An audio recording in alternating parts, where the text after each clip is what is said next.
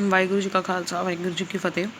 ਬੱਚੇ ਆਪਾਂ ਅੱਜ ਨੈਕਸਟ ਟੋਪਿਕ ਕਰਨਾ ਹੈ ਜਿਹੜਾ ਉਹ ਕੀ ਹੈ ਇੰਪੋਰਟੈਂਸ ਔਰ ਆਫ ਸਾਇੰਟਿਫਿਕ ਮੈਨੇਜਮੈਂਟ ਔਰ ਬੈਨੀਫਿਟਸ ਔਰ ਮੈਰਿਟਸ ਆਫ ਸਾਇੰਟਿਫਿਕ ਮੈਨੇਜਮੈਂਟ ਇਹਨਾਂ ਨੇ ਡਿਵਾਈਡ ਕੀਤਾ। ਪਹਿਲਾਂ ਕਿਹਦੇ ਲਈ ਬੈਨੀਫਿਟਸ ਕਿਹਦੇ ਲਈ ਆ, ਆਰਗੇਨਾਈਜੇਸ਼ਨ ਲਈ, ਓਨਰਸ ਲਈ ਜਾਂ ਮੈਨੇਜਰਸ ਲਈ। ਉਹਨਾਂ ਨੂੰ ਕੀ ਓਨਰਸ ਜਿਹੜੀ ਆਰਗੇਨਾਈਜੇਸ਼ਨ ਓਨਰਸ ਨੂੰ ਕੀ ਬੈਨੀਫਿਟ ਆ। ਪਹਿਲੀ ਤਾਂ ਗੱਲ ਇਹ ਆ ਕਿ ਜਿਹੜੇ ਟੇਲਰ ਨੇ ਰੂਲਸ ਬਣਾਏ ਨੇ ਉਹਦੇ ਨਾਲ ਕੀ ਹੋਊਗਾ। ਓਬਵੀਅਸਲੀ ਸਾਰਿਆਂ ਨਾਲੋਂ ਪਹਿਲਾਂ ਕੀ ਹੋਊਗਾ, ऑप्टिमम यूटिलाइजेशन ऑफ रिसोर्सिस कि तुहाडे जिहड़े रिसोर्सिस आ उन्हां दी बेस्ट यूटिलाइजेशन होगी है ना। इनक्रीज इन प्रोडक्शन मतलब तुहाडी प्रोडक्शन इनक्रीज होगी। क्यों? क्योंकि हर एक जगह जो तुसीं हर एक टैकनीक्स लातियां जिहड़ियां टेलर्स ने दित्तियां वा, तो वो टैकनीक्स नाल तुहाडी प्रोडक्शन इनक्रीज होगी। इनक्रीज इन प्रोडक्टिविटी होई गल होगी।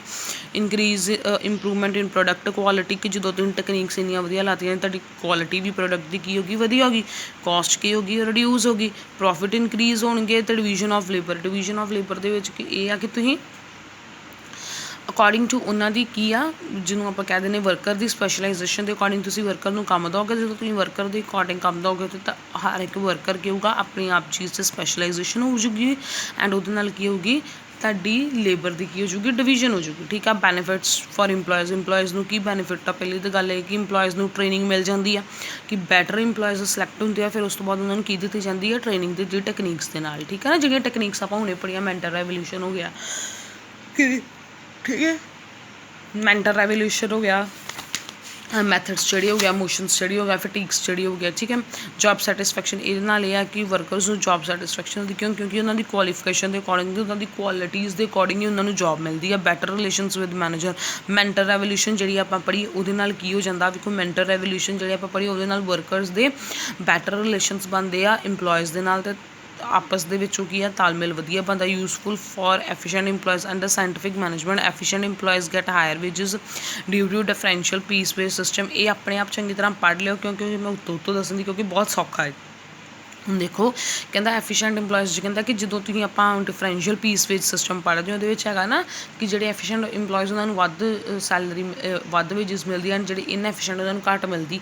ਕਹਿੰਦੇ ਕਿ ਜਿਹੜੇ ਇਹ ਇੰਪਲੋਇਜ਼ ਨੂੰ ਇਹ ਬੈਨੀਫਿਟ ਆ ਕਿ ਜਿਹੜਾ ਬਹੁਤ ਵਧੀਆ ਕੰਮ ਕਰਦੇ ਆ according to differential piece wage system ਉਹਨਾਂ ਨੂੰ ਬੈਨੀਫਿਟ ਜ਼ਿਆਦਾ ਮਿਲਦਾ ਹੈ।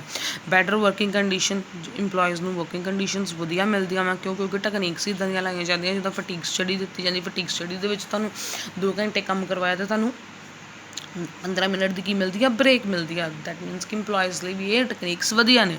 ਡਿਵੀਜ਼ਨ ਆਫ ਰਿਸਪੋਂਸੀਬਿਲਿਟੀ, ਓਬਵੀਅਸਲੀ ਹਰ ਇੱਕ ਨੂੰ ਉਹਦੀ ਜੋ ਰਿਸਪੋਂਸੀਬਿਲਿਟੀ ਦਾ ਮਤਲਬ ਵੇਖੋ, scientific management advocates division of responsibility between employees and managers. This reduce the responsibility of the employees and their stress is also reduced. ਦੇਖੋ ਕਹਿੰਦੇ ਆ ਕਿ ਇਹਦੇ ਵਿੱਚ ਜਿਹੜੀ ਡਿਵੀਜ਼ਨ ਆਫ ਰਿਸਪੋਂਸੀਬਿਲਿਟੀ, ਇੰਪਲੋਇਜ਼ ਦੀ ਰਿਸਪੋਂਸੀਬਿਲਿਟੀ ਵੀ ਘੱਟ ਜਾਂਦੀ। ਕਿਉਂਕਿ ਇੰਪਲੋਇਜ਼ ਨੂੰ ਕੰਮ ਵੰਡਿਆ ਜਾਂਦਾ, ਇਹ ਨਹੀਂ ਉਹਨਾਂ ਨੂੰ ਸਾਰਾ ਦਿੱਤਾ ਜਾਂਦਾ। ਜਦੋਂ ਕੰਮ ਦੀ ਡਿਵੀਜ਼ਨ ਹੋਊਗੀ ਤਾਂ ਇੱਕ ਕੰਮ ਲਈ ਇੰਪਲੋਈ ਕੀ ਹੋਊਗਾ, ਰਿਸਪੋਂਸੀਬਲ ਹੋਊਗਾ, ਤਾਂ ਸਾਰਾ ਕੰਮ ਕਰੂਗਾ। ਠੀਕ ਆ ਜੀ। Last one is that importance ਔਰ ਬੈਨੀਫਿਟਸ ਫॉर सोसाइटी ਲਈ ਕੀ ਬੈਨੀਫਿਟ ਆ। Limited resources, optimum utilisation of limited resources. ਉਹੀ ਗੱਲ ਹੋ ਗਈ, optimum utilisation of limited resources ਮਤਲਬ ਕਿ ਜਿਹੜੇ ਘੱਟ ਰਿਸੋਰਸਿਸ ਉਹਨਾਂ ਦੀ ਬੈਟਰ ਯੂਟੀਲਾਈਜੇਸ਼ਨ ਹੁੰਦੀ ਆ, ਉਹਨਾਂ ਨੂੰ ਬੈਸਟ ਯੂਜ਼ ਕੀਤਾ ਜਾਂਦਾ ਤਾਂ ਜੋ ਵੇਸਟੇਜ ਨਾ ਹੋਵੇ। Improvement in the standard of living. Obviously ਜਦੋਂ ਹਰ ਇੱਕ ਵਰਕਰ ਨੂੰ ਬੈਟਰ ਜਾਂ ਮੈਨੇਜਰ ਨੂੰ ਜਦੋਂ ਆਰਗੇਨਾਈਜੇਸ਼ਨ ਪ੍ਰੋਫਿਟ ਕਮਾਉਂਦੀ ਆ ਅਤੇ ਹਰ ਇੱਕ ਵਰਕਰ ਨੂੰ ਕੀ ਮਿਲੂਗਾ, ਬੈਟਰ ਸੈਲਰੀ ਮਿਲੂਗੀ। ਸੈਲਰੀ ਦੇ ਨਾਲ improvement in standard of living ਹੋਊਗਾ ਹੀ ਹੋਊਗਾ। Industrial piece under scientific management techniques like mental revolution. ਉਹੀ ਗੱਲ ਹੋਗੀ ਨਾ, ਜਿਹੜਾ ਮੈਂਟਲ ਰੈਵੋਲਿਊਸ਼ਨ ਆਪਾਂ ਟੈਕਨੀਕ ਪੜ੍ਹੀ ਉਹਦੇ ਵਿੱਚ ਮੈਨੇਜਰ ਅਤੇ ਇੰਪਲੋਈ ਦੀ ਕੀ ਆਪਸ ਦੇ ਵਿੱਚ ਅੰਡਰਸਟੈਂਡਿੰਗ ਬਣ ਜਾਂਦੀ ਆ। ਉਹਦੇ ਨਾਲ ਅੰਡਰਸਟੈਂਡਿੰਗ ਬਣਨ ਨਾਲ ਆਪਸ ਦੇ ਵਿੱਚ ਉਹਨਾਂ ਦੇ ਵਿੱਚ ਕੀ ਆ ਜਾਂਦੀ ਆ, ਇੰਡਸਟਰੀ ਦੇ ਵਿੱਚ ਕੀ ਆਉਂਦੀ, ਆਰਗੇਨਾਈਜੇਸ਼ਨ ਦੇ ਵਿੱਚ ਕੀ ਆ ਜਾਂਦੀ, ਪੀਸ ਆ ਜਾਂਦੀ।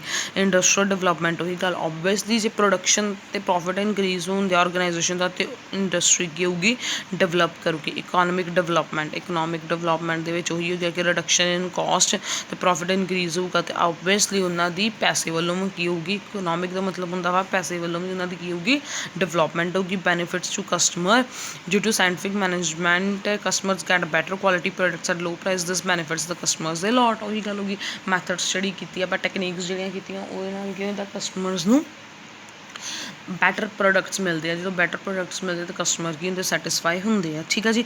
ਕ੍ਰਿਟਿਸਿਜ਼ਮ ਬੱਚੇ, ਕ੍ਰਿਟਿਸਿਜ਼ਮ ਦਾ ਮਤਲਬ ਹੁੰਦਾ criticism of scientific management and disadvantages ਔਰ ਡੀਮੈਰਿਟਸ ਆਫ ਸਾਇੰਟੀਫਿਕ ਮੈਨੇਜਮੈਂਟ ਦੇ ਵਿੱਚ ਕਿ ਕੀ ਆ ਇਹਦੀਆਂ ਡੀਮੈਰਿਟਸ ਆ, ਡਿਸਐਡਵਾਂਟੇਜਸ, ਉਹ ਤੁਸੀਂ ਆਪਣੇ ਆਪ ਕਰਨੀਆਂ ਵਾ। ਠੀਕ ਆ ਜੀ। ਇਹ ਮੈਂ ਨਹੀਂ ਕਰਵਾਉਣਾ, ਕਿਉਂ ਜਿੱਥੋਂ ਨਹੀਂ ਸਮਝ ਆਊਗੀ ਮੈਂ ਦੁਬਾਰਾ ਕਰਵਾਉਂਗੀ। And last one is that, ਠੀਕ ਹੈ ਜੀ, ਕ੍ਰਿਟਿਸਿਜ਼ਮ ਕਰਕੇ ਉਸ ਤੋਂ ਬਾਅਦ ਫਿਓਲ ਅਤੇ ਟੇਲਰ ਦੇ ਵਿੱਚ ਕੀ ਆ ਡਿਫਰੈਂਸ ਆ, ਉਹ ਵੀ ਤੁਸੀਂ ਆਪਣੇ ਆਪ ਕਰਨਾ। ਜਿੱਥੋਂ ਨਹੀਂ ਸਮਝ ਆਊਗੀ ਮੈਂ ਕਰਵਾਉਂਗੀ। ਇਹ ਤੁਸੀਂ ਆਪਣੇ ਆਪ ਕਰਨਾ ਹੈ, ਮੈਂ ਬਾਰ ਬਾਰ ਕਹਿ ਰਹੀ ਹਾਂ। ਇਸ ਤੋਂ ਬਾਅਦ ਹੁਣ ਆਪਾਂ ਨਵਾਂ ਚੈਪਟਰ ਸ਼ੁਰੂ ਕਰਾਂਗੇ।